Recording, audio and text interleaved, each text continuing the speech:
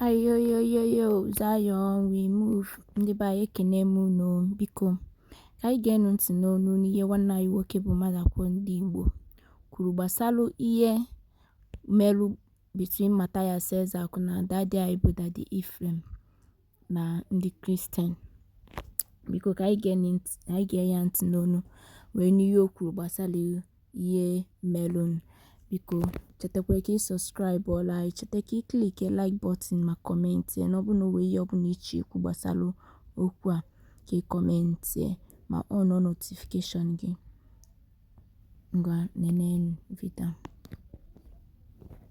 I am here to talk about this guy ka na-akpọ onye amụma arenji nke ọ na-apụzikwa oke asị gbara fere oke ọ bụrụ ara. Onye amụma arenji for how many years now, how many months now, in a video against Zion ministry, a video against Evangelist Pukano Zobi. I show attention. I show again woku. I show again Gabia Kawan. I want to be on my page. Yes, but I don't want to give you attention. Recently, I want a video against Evangelist Pukano Zobi. Mgbe ọ gara Europe o ji ikpere na-aga ekpere ịkọ ihe kọrọ ebe ahụ sisi ọ gachara ha Nigeria ọ dịla mma. Ọ gwara gị na ọ gara ebe a ka Nigeria dị mma. Ị na ha achọla onye na-achọ gị, and the people are not seeing you now until ihe ga-eme na-eme do ihe na-achọ popularity but onwe ga-enye gị ya. Ọ ga-amasị m ka ekwere onwe gị ugwu, ọ ga-amasị m ka ị respect onwe gị. This is social media. Many people use social media na-eme ihe na-abara ha uru ka ga-ama mebi ihe iji na-eme. Now recently, ịbịakwa bịa mee video against Reverend Ephraim Ononya gbasara onye Mathias Ezeaku, that woman ọ hụrụ ebe ọ na-aga chọọchị ọsọ ka ọ bribe ya, o bido kọwara ya akọ ndị mgbu nwaanyị ya abụọ ya ọsọ ka o were 10,000 wee divert ya the fate of the woman ekwechiri. Ihe mere Reverend Ephraim Ononya and ndị ọzọ and Ezeaku jiri chọrọ nwaanyị ga ka ha ga show ya love. Christians ndị hụrụ ya show the woman love still nke ha eji ugo afọ. Ọ ya ka ị pụtara na ya page na-abịa akparị Reverend Ephraim Ononya, na-akpị onye arụrụ ala, na-akpị onye deceiver, onwebe ahụ ya na-akpọfụ ya na ya video. Ụdị ihe ọ dị mma? Reverend Ephraim Ononya na-akparị is old enough to be your father. Since we bidoro this ministry, since we bidoro ministry, only can move that time. A young boy, a young man like you, kwesịrị na agbụrụ nwoke mbọ. Onwe ihe chiri ikwu na social media, ikwu dan. Ị na-akparị some men of God, ụkwa ndị Igbo. Ahụrụ m gị bịa na page gị onye ọbụla ma Reverend Kumoyi, onye ukwu, onye nta. Onwego onye na-akparị, onwego onye na-eji eme caricature. Gị bịa gị were ihe ndị Catholic just celebrate mass, host and wine. I were na-eme caricature. Ifilo no mmadụ ka ị na-eme, onwe gị ka ị na-eme.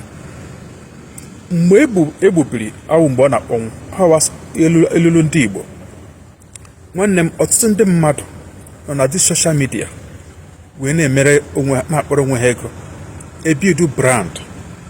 Nwanne ke brand ị na-ebuild ị nọchara na this generation sọsọ ihe iji na-eme bụ akparị, achọ ndị ga-akparị, achọ ndị ga-akọ ọnụ. Ọ bụrụ Christianity ka ibu n'isi filo na onwe ihe na-emetụ na Christ. Onweghị ihe nwere ike ikwuta from taa to ruo echi to ụwa gị niile agwụ. Onweghị ihe nwere ike imete nwuli Christians. Onweghị ihe nwere ike imasị na Christianity alago n'ala Igbo ọ na Nigeria. You are just wasting your time and your data for nothing sake. Kọrọ ya Daddy G.O. Mathias ka ị na-eso. Onye nke ahụ mgbe gboo o jile Christian, o jile Jesus cash ya out, build onwe ya. Gụwa na onwe gị ka na-aghọ onwe gị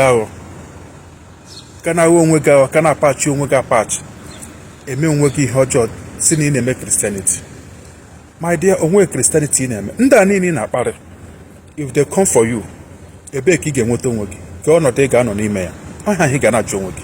Ịkparịra Reverend Ephraim Ononya, what of ya bịa for you now? That innocent man na-agbụrụ onwe ya mbọ, na-agba mbọ atọ mkpụrụ obi ndị mmadụ na-arụ Chukwu si arụ na-enyere ndị ogbenye aka. Ị na-ahụ ndị ahụ Evangelist Chukwuebuka n'ụzọ obi Chukwu ji arụ ọrụ ebube. Ivesef tu ya generation niile unu ga-enweta onye dịka Evangelist Ebuka Obi. Generation unu niile onwe onye nwere ike inweta dịka ya. Ọ Reverend Ifrem Ọnọnya ihe ọ na-eme. Reverend Ifrem Ọnọnya na-agala many countries ebe ọ na-aga administration. Ma ọfọgụdụ nwe gị ka nọgodu na-ahọzụlụ mara otu iche erigoro 3 square meal ọ bụrụ ha maka ịkpụrụ ọnụ. My brother, ọ ka mma ka ị ga-achọ ihe ị ga-eme onwe gị. Ana m like ịdị akọ mmadụ na my page, but your own ofego oke. Asị gbara fere ka ọ bụrụ ara nke ga ọpụga ara. Nwanne mara ihe ị ga-eme onwe gị. Achụla ndị na-achụ gị. Hapụ onye ọbụla na-ekpe nke ọ na-ekpe ka o kpee. Unu nwarụkwa unu si unu ome omenala. Ahụbekwana m ebe unu hospital. Ahụbekwana m ebe unu rụrụ ụzọ. Ahụbekwana m ebe unu buru placard gakwuru na main road si federal government unu weta school unu mee ka enwe electricity. Ahụbeke m fụrụ. Rada unu nọ na social media na-eme came out. Ọ ya ka m ji pụta ka m mee this video. Ịhụrụ ndị a niile na-adọ vam na social media. Ha bịa for you. My brother, ị gala onweli ya. Reverend Ifrem Ọnọnya ị na-akparị ihe ahụ mere di ya ị na-ezu ugo mere. Ozuru iji si ya nna ịgbalịala. Ozuru isi ya na ọgbalịala. Yes, in that video has for yes na Mathias agbalịala. Without Mathias ịkpọ that woman mee that video onwenye ga-ahụ ya. Ha nwoke the woman ji shine ya and ọ shine ya kwala nọ. So baa uru gị onye na-apịanụ nwara nwa ihe were nwayọ respect onwe gị. Achọ m ka vidio atọ ogologo. Were nwayọ respect yourself. Were nwayọ respect yourself. Imepela ọtụtụ pages every day ka ị na-emepe page. Every time ka ị na-emepe page. Whereby ibe gị nọ na-ebuild brand na-achọ ihe a ga-eme onwe ha na social media. I were ke gị ọsụnọ Christianity ka ị ketere ngwajisie n'ike a ga-ahụ udele n'isi oru were ka m pụtakwana.